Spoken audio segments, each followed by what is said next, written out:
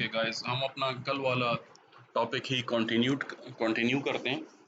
और आज हम इसमें डिटेल में इसकी कंस्ट्रक्शन पढ़ेंगे। तो सिंक्रोनस जनरेटर, अच्छा, इसमें याद रखें कि आपके पास कोई भी मशीन होगी तो उसमें दो पार्ट्स ज़रूर होंगे, एक स्टेटर होगा, एक रोटर होगा। अब हम क्या करेंगे कि हम अपने सिंक्रोनस जनरेटर के साथ देखते हैं कि स्टेटर और रोटर और उसके फिर आगे जो पार्ट्स हैं उसको देखते हैं।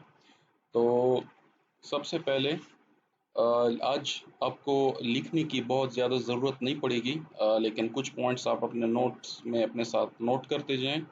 लेकिन आपको आज समझने की ज़्यादा ज़रूरत होगी क्योंकि आज समझने का काम बहुत ज़्यादा होगा। तो जो जो चीज़ मैं कह रहा हूँ इसको ध्यान से सुनें। सबसे पहले हम स्टेटर देखते हैं। तो इंस्टेड कि मैं डायग्राम बनाऊं तो मैं आप लोगों को फिजिकली इसका स्टेटर का जो है आप लोगों को एक पिक्टोरियल इलस्ट्रेशन दे देता हूं। द स्टेटर आप लोगों को sort of something like this, इस तरह की एक चीज़ देखने को मिलेगी। इसमें ज़्यादा कोई कॉम्प्लेक्सिटी इसलिए नहीं होती क्योंकि आप लोगों को पता है कि स्टेटर जो है वो नॉन मूविंग पार्ट है, ये हमेशा स्टैटिक रहता है। लेकिन स्पेसिफिक केस में मैं आपको बताऊंगा कि कहीं कहीं पे हमें स्टेटर को इंस्टेड कि हम शाफ्ट को रोटेट करें, हम स्टेटर को रोटेट करेंगे। तो वो मैं आपको फिर आगे बताता जाऊंगा कि वो हम किस केस में करते हैं। लेकिन फॉर द टाइम बीइंग सिर्फ आप ये याद रखें कि stator is something which looks like this. Okay, now stator के जो हमारे पास पार्ट्स होते हैं तो उसको हम यूजुअली इन्हीं पार्ट्स में डिवाइड करते हैं: frame, core, winding, cooling arrangement. So you already know कि फ्रेम क्या चीज़ है, आपको कोर का भी पता है, वाइंडिंग का भी आपको पता है, कूलिंग अरेंजमेंट जो है ये भी आपको पता है कि ये क्या चीज़ है। लेकिन कुछ लोगों के जहन में ये बात आती होगी कि हमें कूलिंग अरेंजमेंट चाहिए क्यों होती है। तो सबसे पहले तो हम इसके बारे में मैं ये बताऊंगा कि देखिए, जब यहाँ पे भी आप मशीन इस्तेमाल करेंगे तो आपको ये पता है कि हीट बहुत ज़्यादा जनरेट होगी। तो इस चीज़ हीट से बचने के लिए, इसको डिसिपेट करने के लिए हम कूलिंग अरेंजमेंट इस्तेमाल करते हैं। तो कूलिंग अरेंजमेंट, आपके पास कोई ख़ास स्पेसिफिक कूलिंग अरेंजमेंट नहीं होता, बस आपके पास सिर्फ यही होता है कि एक फ़ैन लगा होता है इसी के शाफ्ट के ऊपर, जो कि हवा इसके स्टेटर को दे रहा होता है या इसके बाकी पार्ट्स को दे रहा होता है ताकि वो कूल रहे। क्योंकि अगर जितने आपके पास हीट बढ़ती जाएगी तो आपकी मशीन डैमेज होती जाएगी, क्योंकि उसका इंसुलेशन भी ख़राब होता जाएगा और वो मेल्ट भी हो सकती है कुछ जगहों पे। तो इसलिए हम इसमें कूलिंग अरेंजमेंट इस्तेमाल करते हैं। बाकी वाइंडिंग का भी आपको पता है कि हम जो है कॉपर के वायर्स जो हैं उसको वाइंड करके उसमें डाल लेते हैं, ठीक है। तो वो क्यों करते हैं? ताकि हमारे पास मैग्नेटिक फील्ड डेवलप हो। और फ्रेम और आपको ऑलरेडी पता है। लेकिन इसमें एक चीज़ में आपने याद रखनी होगी कि जिस वक्त हम एक स्मॉल साइज़ का सिंक्रोनस जनरेटर बनाएंगे तो इसका हमारे पास जो फ्रेम होगा ये कास्ट आयरन से बना होगा। लेकिन लेट सपोज अगर मुझे लार्ज साइज़ की मशीन चाहिए तो फिर ये वेल्डेड स्टील टाइप की होगी। ये डिफरेंस क्यों आता है? इट्स क्वाइट लॉजिकल कि देखिए, अगर आप स्मॉल मशीन को आपको चाहिए तो आपको इतनी ज़्यादा स्टेबिलिटी या इतनी ज़्यादा आपको स्ट्रेंथ नहीं चाहिए होगी। लेकिन अगर आप लार्ज साइज़ की मशीन बनाएंगे तो definitely you need it to be more stable and you need more strength। तो इसलिए हम फिर कास्ट आयरन की जगह वेल्डेड स्टील टाइप इस्तेमाल करेंगे। इसमें हम आप लोग ऑलरेडी पढ़ते आते हैं कि हम मशीन्स में लेमिनेशंस डालते हैं। तो लेमिनेशंस हम इसी में भी हम लेमिनेशंस डालेंगे और उसकी वजह ये होती है कि हमारे पास एडी करंट और हिस्टैरिसीस लॉस कम से कम हों। अब इसमें कॉम्प्लिकेशंस जो आएंगी या बहुत लॉजिकल चीज़ जो आएंगी वो रोटर में आएंगी। तो रोटर के इसके दो टाइप्स हैं। एक टाइप है सेलिएंट पोल रोटर, जो कि मैंने ये डाला हुआ है, और एक है सिलेंड्रिकल रोटर। हमेशा याद रखें कि कहीं कहीं पे सिलेंड्रिकल रोटर को नॉन सेलिएंट पोल रोटर भी कहा जाता है। मैं दोबारा बता देता हूँ कि कुछ जगहों पे सिलेंड्रिकल रोटर की जगह उसका नाम लिखा होगा non salient pole rotor. So do not get confused. Non salient pole rotor का मतलब सिलेंड्रिकल रोटर ही है। तो टेक्निकली हमारे पास दो टाइप के रोटर हैं, एक सेलिएंट पोल रोटर है और एक नॉन सेलिएंट पोल रोटर है। तो सबसे पहले मैं आपको ये बता देता हूँ कि सैलिएंट पोल कहते किसको हैं। सैलिएंट का मतलब क्या है? सैलिएंट का मतलब है उभरा हुआ, लाइक प्रोजेक्टिंग। उभरा हुआ से क्या मुराद है कि जैसे आप एक चीज, किसी चीज की नोक देखते हैं तो वो उभरा हुआ होता है, ठीक है, थोड़ा सा ऊपर की तरफ आया होता है, तो इसलिए हम इसको सैलिएंट पोल कहते हैं। इंग्लिश में इसको हम प्रोजेक्टेड कहते हैं, प्रोजेक्टिंग कहते हैं। अब इसको मैं आपको दिखाता हूँ कि non salient sorry salient pole rotor दिखता कैसे है। अच्छा, अब ये डायग्राम देखें, ये एक six pole salient pole rotor है। इसमें डिफरेंट किस्म की चीज़ें लेबल की गई हैं और कुछ चीज़ें जो है वो लेबल नहीं की गई, जो कि यहाँ पे मैंने आपको बताना था। सबसे पहले ये याद रखें कि ये जो आपको ये डंडे से नज़र आ रहे हैं, ये जो पोल्स नज़र आ रहे हैं, इस इनको आपस में मिलाने के लिए हम एक डिवाइस यूज़ करते हैं, या एक आइटम यूज़ करते हैं जिसको हम स्पाइडर स्टील कहते हैं। वो इस इमेज में नज़र तो नहीं आ रही, लेकिन आप याद रखें कि इन पोल्स को कंबाइन करने के लिए जो चीज़ हम इस्तेमाल करते हैं, that is called spider steel. Okay,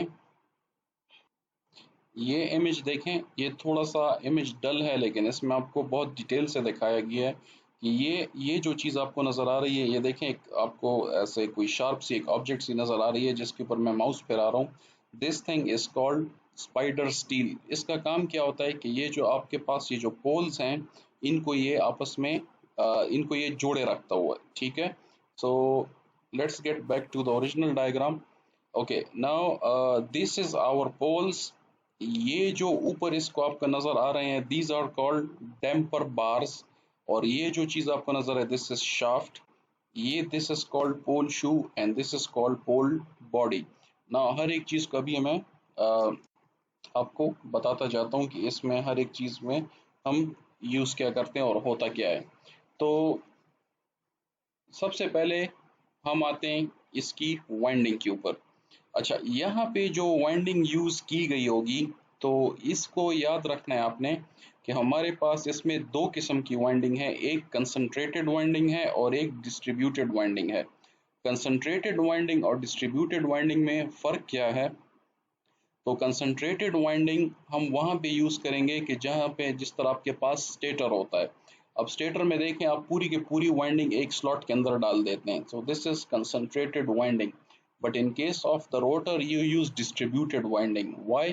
क्योंकि ये देखें, अगर ये मेरे पास कॉइल का नॉर्थ पोल है तो ये इसका साउथ पोल है, तो मतलब सॉर्ट ऑफ आप ये कह सकते हैं कि कुछ पार्ट कॉइल का ये है और कुछ पार्ट कॉइल का ये है, so this has been distributed. So that is why we will call it distributed winding. But instead, अगर आप स्टेटर को देखें तो उसमें आपके पास कंसंट्रेटेड वाइंडिंग होती है। क्यों? क्योंकि वो आप एक ही स्लॉट के अंदर डाल देते हैं। अब मैं आगे आता हूँ कि हम डैम्पर्स क्यों यूज़ करते हैं। डैम्पर्स हम इसलिए यूज़ करते हैं कि यहाँ पे देखें, ये देखें, ये उभरा हुआ है, ठीक है। तो अब देखें, स्टेटर और रोटर के दरमियान में जो जो एक गैप होता है, this is called air gap. तो यहाँ पे देखें, अगर मैं यहाँ पे देख लूँ तो एयर गैप एक तरह का है, यहाँ पे देख लूँ तो एयर गैप और तरह का है, यहाँ पे देख लूँ तो एयर गैप और तरह का है। तो इस वजह से होता क्या है कि मेरे पास जो मेरे पास ऑसिलेशंस क्रिएट होते जाते हैं। तो इन ऑसिलेशंस को कम करने के लिए या इनको ख़त्म करने के लिए हम डैम्पर बार्स यूज़ करते हैं। वो क्या करता है कि इन ऑसिलेशंस को ख़त्म कर देता है, ऑलमोस्ट ज़ीरो कर देता है। तो इसलिए हम यहाँ पे डैम्पर बार्स इस्तेमाल करते जाते हैं। अब आपने एक और चीज़ इसमें याद रखनी है कि हमने इसको मैंने आपको जो पिछला लेक्चर था उसमें मैंने आपको एक्साइटेशन के बारे में बताया था कि इसको हमें एक्साइट करना पड़ता है।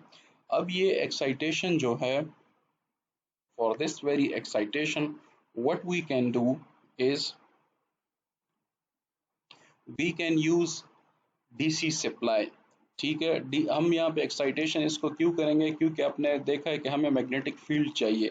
तो मैग्नेटिक फील्ड को यहाँ पे मैग्नेट्स तो मेरे पास नहीं है, तो मैंने क्या करना है कि मैंने यहाँ पे डीसी सप्लाई देनी है इसको।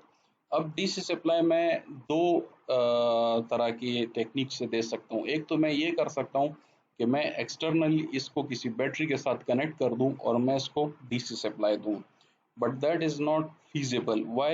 Because you need a separate battery, तो एफिशिएंसी आपकी डिक्रीज हो जाएगी। तो मैं क्या करता हूँ कि इसी अल्टरनेटर, इसी जो मेरे पास जो मशीन है, इसी के साथ मैं रेक्टिफायर कनेक्ट कर देता हूँ। तो क्या होगा कि जैसे ही मेरे पास एसी जनरेट होगा, तो उसी एसी का कुछ पोर्शन, बहुत छोटा सा पोर्शन, मैं इसके रेक्टिफायर में पास करूँगा और मेरे पास एक डीसी सप्लाई भी मुझे मिल जाएगी। तो उसी डीसी सप्लाई को मैं मशीन में वापस फीड करूँगा।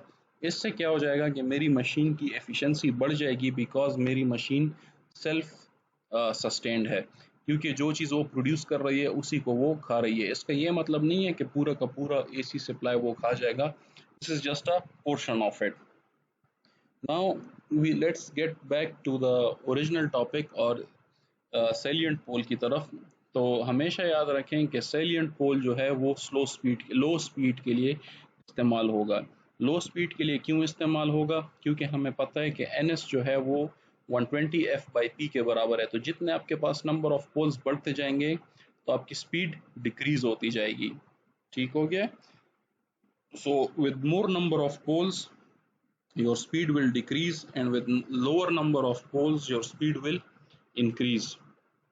इसीलिए इसीलिए ये टाइप ऑफ जो हमारे पास सिंक्रोनस जनरेटर हैं जिसमें सैलिएंट पोल इस्तेमाल होता है, तो ये हम लो स्पीड वाली जहाँ पे हमारे पास एप्लीकेशंस होते हैं वहाँ पे इस्तेमाल करते हैं। अब लो स्पीड हमारे पास कहाँ पे होता है? जिस तरह के वाटर टर्बाइंस, ठीक है, इनको हम हाइड्रो टर्बाइंस भी कहा जाता है, कहते हैं। तो जहाँ पे आप पानी से बिजली पैदा करेंगे वहाँ पे आप सैलिएंट पोल इस्तेमाल करेंगे। अब इसके बरअक्स हमारे पास दूसरा जो है, जिसको हम नॉन सैलिएंट पोल या सिलेंड्रिकल पोल रोटर कहते हैं, उसको अभी हम देखते हैं। सबसे पहले तो इसकी हम कंस्ट्रक्शन देख लेते हैं कि ये हाई ग्रेड निकल क्रोम मोलिब्डेनम स्टील से ये बना होता है। ठीक हो गया? अब इसका ज़रा हम देख लेते हैं कि ये देखें यहाँ पे इस इमेज में आपको दोनों जो है इनमें डिफरेंस नज़र आएगा। दिस इज सैलिएंट पोल, ये देखें, और ये देखें दिस इज नॉन सैलिएंट पोल। अब नॉन सैलिएंट पोल में और सैलिएंट पोल में फ़र्क क्या है? ये देखें, ये एक ही डिस्क है, एक ही सॉर्ट ऑफ व्हील है, और इसी व्हील के ऊपर ही सब कुछ बनाया गया है। ये देखें, ये इसका एक पोर्शन है, फिर इसमें ये स्लॉटिंग की गई है, ठीक है। जबकि यहाँ पे स्पाइडर स्टील की एप्लीकेशंस की वजह से आपके पास पोल्स बनाए गए हैं, ठीक है। तो अब इसका फ़ायदा क्या होगा कि इसमें आपके पास बहुत ज़्यादा यूनिफॉर्मिटी आएगी। क्यों? क्योंकि एक ही व्हील के ऊपर सारी चीज़ें बना दी गई हैं। तो जब इसमें ज़्यादा स्टेबिलिटी आ गई है, तो इसका क्या मतलब है कि जब स्टेबिलिटी ज़्यादा आएगी तो हमारे पास इसकी स्पीड भी ज़्यादा बढ़ जाएगी। अब हम इसमें दोबारा से देखते हैं कि इसमें वाइंडिंग किस किस्म की होगी। तो अगेन वाइंडिंग इसकी वही डिस्ट्रीब्यूटेड वाइंडिंग है, लेकिन स्पीड इसकी बढ़ जाएगी। अब since again coming to the point कि चूंकि इसका कंस्ट्रक्शन जो है वो बहुत अच्छा है compare to salient pole rotor के, तो इसलिए इसकी एफिशिएंसी भी ज़्यादा है, इसकी रिजिडिटी भी ज़्यादा है, और इसकी मैकेनिकल स्ट्रेंथ को भी हम ज़्यादा लेते हैं, और ये एक्यूरेट भी बहुत ज़्यादा है। अच्छा, अब जब इसकी स्पीड ज़्यादा हो गई है तो डेफिनेटली इसको हम हाइड्रो एप्लीकेशंस के लिए यूज़ नहीं कर सकते। तो इसलिए ये कहाँ पे यूज़ होगा? जहाँ पे हम स्टीम टरबाइन इस्तेमाल करेंगे। स्टीम टरबाइन में हमारे पास बहुत हाई स्पीड होती है। तो अब लेट अस रिव्यू, हमने क्या पढ़ा? हमने सैलिएंट पोल और नॉन सैलिएंट पोल रोटर के बारे में पढ़ा। सैलिएंट पोल में हमारे पास क्या होता है? सैलिएंट पोल में हमारे पास इस तरह की प्रोजेक्शंस होती हैं और उसके ऊपर डैम्पर बार्स लगे होते हैं ताकि हम उसको उनकी ऑसिलेशंस को डैम्प करें। इसके बरक्स हमारे पास जो सिलेंड्रिकल पोल मोटर होता है उसमें क्या होता है? उसमें एक सॉर्ट ऑफ व्हील होती है, एक डिस्क होती है, जिसी के ऊपर सारी चीज़ें बना दी जाती हैं। तो इसमें हमारे पास फ़ायदा क्या हो जाता है कि ये हमारे पास इसमें में जो है बहुत स्टेबल मश हमारे पास रोटर बन जाता है और इसकी हम डायनामिक बैलेंसिंग करते हैं। ठीक है, तो हमने डिफरेंस पढ़ लिए और हमने देख लिया कि हमारे पास सिंक्रोनस जनरेटर क्या चीज़ होती है, इसकी कंस्ट्रक्शन हमने देख ली। तो आप इसको देखते जाएं, आप इसको पढ़ लें, इसकी डिटेल और भी पढ़ लें, जस्ट इन केस आपको फिर मसला होता है तो हम कमिंग क्लास में इसको फर्दर डिस्कस कर लेंगे।